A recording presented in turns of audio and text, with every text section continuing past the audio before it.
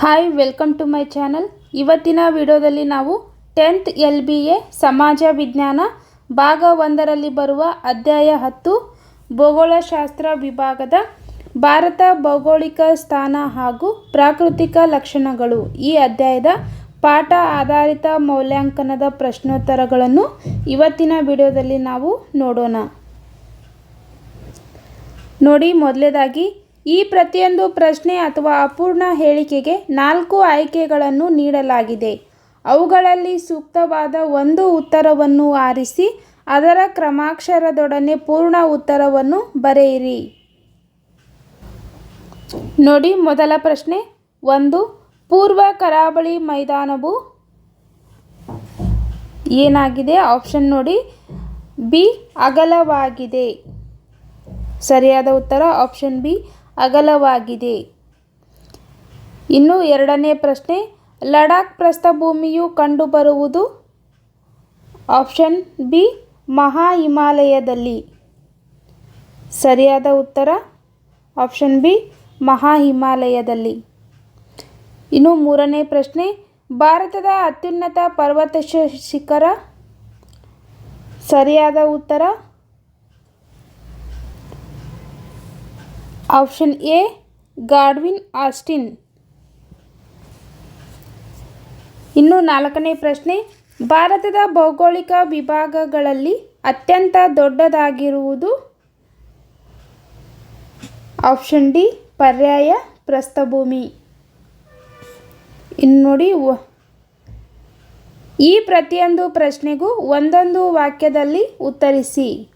ನೋಡಿ, ಐದನೇ ಪ್ರಶ್ನೆ, ಪೂರ್ವ ಮತ್ತು ಪಶ್ಚಿಮ ಘಟ್ಟಗಳು ಎಲ್ಲಿ ಸಂಧಿಸುತ್ತವೆ? ಉತ್ತರ ನೀಲಗಿರಿ ಬೆಟ್ಟಗಳಲ್ಲಿ. ಪ್ರಶ್ನೆ 6, ಉತ್ತರ ಭಾರತದ ಮೈದಾನವನ್ನು ಸಂಚಯನ ಮೈದಾನವೆಂದು ಏಕೆ ಕರೆಯುತ್ತಾರೆ? ಉತ್ತರ ಭಾರತದ ಮೈದಾನವು ನದಿಗಳು ಹೊತ್ತು ತಂದು ಹಾಕಿದ ಮೆಕ್ಕಲು ಮಣ್ಣಿನಿಂದ ನಿರ್ಮಾಣವಾಗಿರುವುದರಿಂದ ಅದನ್ನು ಸಂಚಯನ ಮೈದಾನ ಎನ್ನುವರು.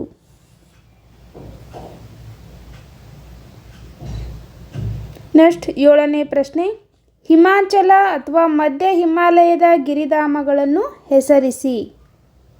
ಉತ್ತರ ಸಿಮ್ಲಾ, ಮಸ್ಸೂರಿ, ರಾಣಿಖೇತ್, ನೈನಿತಾಲ್, ಚಕ್ರಾತ್ ಮತ್ತು ಡಾರ್ಜಿಲಿಂಗ್.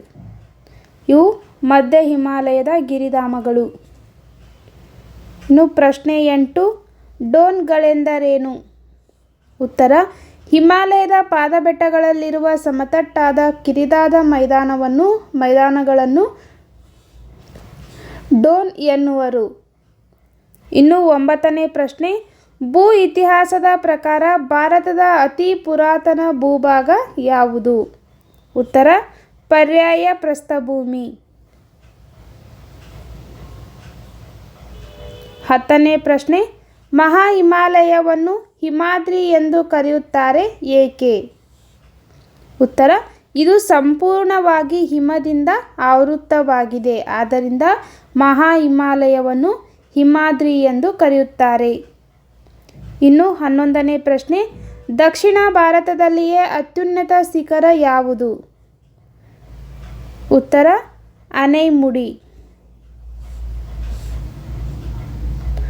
12ನೇ ಪ್ರಶ್ನೆ, ಭಾರತದ ದಕ್ಷಿಣ ತುದಿಯನ್ನು ಯಾವ ಹೆಸರಿನಿಂದ ಕರೆಯುತ್ತಾರೆ? ಉತ್ತರ ಇಂದಿರಾ ಪಾಯಿಂಟ್. ಭಾರತದ ದಕ್ಷಿಣ ತುದಿಯನ್ನು ಇಂದಿರಾ ಪಾಯಿಂಟ್ ಎಂದು ಕರೆಯುತ್ತಾರೆ.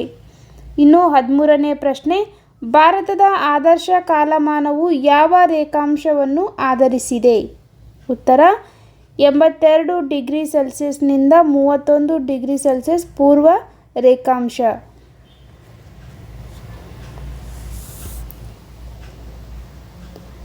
14ನೇ ಪ್ರಶ್ನೆ, ಪಶ್ಚಿಮ ಘಟ್ಟಗಳನ್ನು ಮಹಾರಾಷ್ಟ್ರ ಮತ್ತು ಕರ್ನಾಟಕದಲ್ಲಿ ಯಾವ ಹೆಸರಿನಿಂದ ಕರೆಯುವರು? ಸಹ್ಯಾದ್ರಿ ಎಂದು ಕರೆಯುವರು. ಸಹ್ಯಾದ್ರಿ.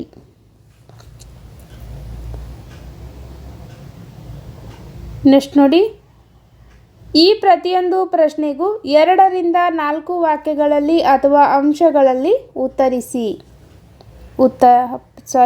ಪ್ರಶ್ನೆ 15, ಭಾರತದ ಪ್ರಾಕೃತಿಕ ವಿಭಾಗಗಳಾವುವು? ಉತ್ತರದ ಪರ್ವತಗಳು, ಉತ್ತರದ ಮಹಾಮೈದಾನ, 3 ಪರ್ಯಾಯ ಪ್ರಸ್ಥಭೂಮಿ, 4 ಕರಾವಳಿ ಮೈದಾನಗಳು.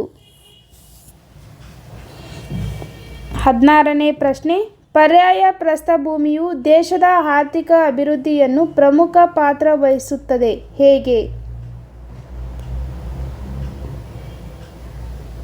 ಉತ್ತರ, ಅಪಾರವಾದ ಖನಿಜ ಸಂಪನ್ಮೂಲಗಳಿವೆ. ನದಿಗಳು ಜಲಪಾತಗಳಿಂದ ಕೂಡಿರುವುದರಿಂದ ಜಲ ವಿದ್ಯುತ್ ಶಕ್ತಿಯ ಉತ್ಪಾದನೆಗೆ ಅನುಕೂಲವಾಗಿದೆ.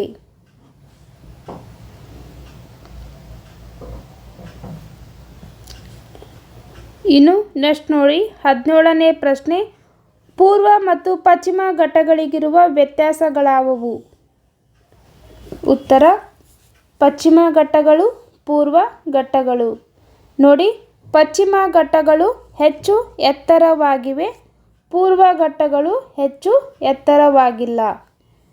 ಇನ್ನು ಪಶ್ಚಿಮ ಘಟ್ಟಗಳು ನಿರಂತರವಾಗಿವೆ, ಪೂರ್ವ ಘಟ್ಟಗಳು ನಿರಂತರವಾಗಿಲ್ಲ. ಇದು ಪೂರ್ವ ಮತ್ತು ಪಶ್ಚಿಮ ಘಟ್ಟಗಳಿಗಿರುವ ವ್ಯತ್ಯಾಸಗಳು.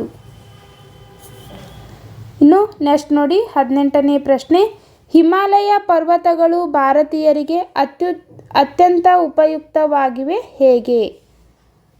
ಮತ್ತು ಹಿಮಾಲಯ ಪರ್ವತ ಶ್ರೇಣಿಗಳು ಭಾರತದ ಜನಜೀವನದ ಮೇಲೆ ಅಪಾರ ಪ್ರಭಾವವನ್ನು ಬೀರುತ್ತವೆ ಸಮರ್ಥಿಸಿ. ನೋಡಿ, ಉತ್ತರ,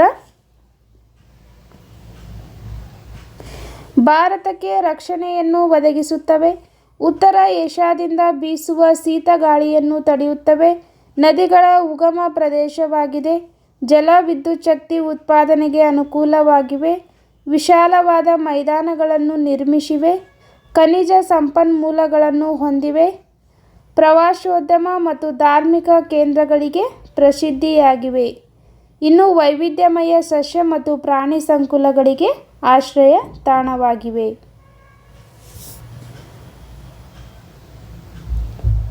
ನೆಕ್ಸ್ಟ್ ನೋಡಿ 19ನೇ ಪ್ರಶ್ನೆ, ನಿಮಗೆ ಕೊಟ್ಟಿರುವ ಅಥವಾ ನೀಡಿರುವ ಭಾರತದ ನಕ್ಷೆಯಲ್ಲಿ ಈ ಕೆಳಗಿನವುಗಳನ್ನು ಗುರುತಿಸಿ. ಎ. ಇಂದಿರಾ ಕೋಲ್, ನೀಲಗಿರಿ ಬೆಟ್ಟ 82 ಡಿಗ್ರಿ ಸೆಲ್ಸಿಯಸ್ಸಿಂದ 31 ಡಿಗ್ರಿ ಸೆಲ್ಸಿಯಸ್ ಪೂರ್ವ ರೇಖಾಂಶ. ನೋಡಿ, ಇದನ್ನು ಜೂನ್ 2022, ಏಪ್ರಿಲ್ 2023, ಮಾರ್ಚ್ ಮತ್ತು ಏಪ್ರಿಲ್ 2025, ಜೂನ್ 2025 ಎಲ್ಲ ಎಕ್ಸಾಮ್ನಲ್ಲೂ ಇದನ್ನು ಗುರುತಿಸೋಕ್ಕೆ ಕೇಳಿದ್ದಾರೆ. ಇನ್ನು ಕರ್ನಾಟಕ ಸಂಕ್ರಾಂತಿ ವೃತ್ತ, ಇಂದಿರಾ ಪಾಯಿಂಟ್, ಪಾಕ್ ಜಲಸಂಧಿ ಇವುಗಳನ್ನು ಭಾರತದ ನಕ್ಷೆಯಲ್ಲಿ ನೀವು ಗುರುತಿಸಬೇಕು. ನೋಡಿ, ಈ ರೀತಿ ಗುರುತಿಸಬೇಕು. ನೋಡಿ, ಇಂದಿರಾ ಕೋಲ್, ದೆಹಲಿ, ಕರ್ನಾಟಕ ಸಂಕ್ರಾಂತಿ ವೃತ್ತ 23.5 ಡಿಗ್ರಿ ಉತ್ತರ ಅಕ್ಷಾಂಶ, ಪಾಕ್ ಜಲಸಂಧಿ, ಮನ್ನಾರ್ ಬಾರಿ, ಇಂದಿರಾ ಪಾಯಿಂಟ್, ಮ್ಯಾನಾರ್, ಬಾಂಗ್ಲಾ. ಇಲ್ಲಿ ನೋಡಿ 82 ಡಿಗ್ರಿ ಪೂರ್ವ ರೇಖಾಂಶ ಇದು. ಈ ರೀತಿಯಾಗಿ ಕೊಟ್ಟಿರುವ ಪ್ಲೇಸ್ಗಳನ್ನು ನೀವು ನಕ್ಷೆಯಲ್ಲಿ ಗುರುತಿಸಬೇಕು. ಇಲ್ಲಿಗೆ ಭೂಗೋಳಶಾಸ್ತ್ರದಲ್ಲಿ ಬರುವ ಅಧ್ಯಾಯ 10 ಭಾರತ ಭೌಗೋಳಿಕ ಸ್ಥಾನ ಹಾಗೂ ಪ್ರಾಕೃತಿಕ ಲಕ್ಷಣಗಳು, ಈ ಅಧ್ಯಾಯದ ಪಾಠ ಆಧಾರಿತ ಮೌಲ್ಯಾಂಕನದ ಪ್ರಶ್ನೋತ್ತರಗಳು ಮುಗಿಯಿತು. ಇನ್ನು ಮುಂದಿನ ವಿಡಿಯೋಗಳಿಗಾಗಿ ನಮ್ಮ ಚಾನಲನ್ನು ಸಬ್ಸ್ಕ್ರೈಬ್ ಮಾಡಿ. ವಿಡಿಯೋ ಇಷ್ಟ ಆಗಿದ್ದರೆ ಲೈಕ್ ಮಾಡಿ, ನಿಮ್ಮ ಫ್ರೆಂಡ್ಸ್ಗೆ ಶೇರ್ ಮಾಡಿ. Thank you.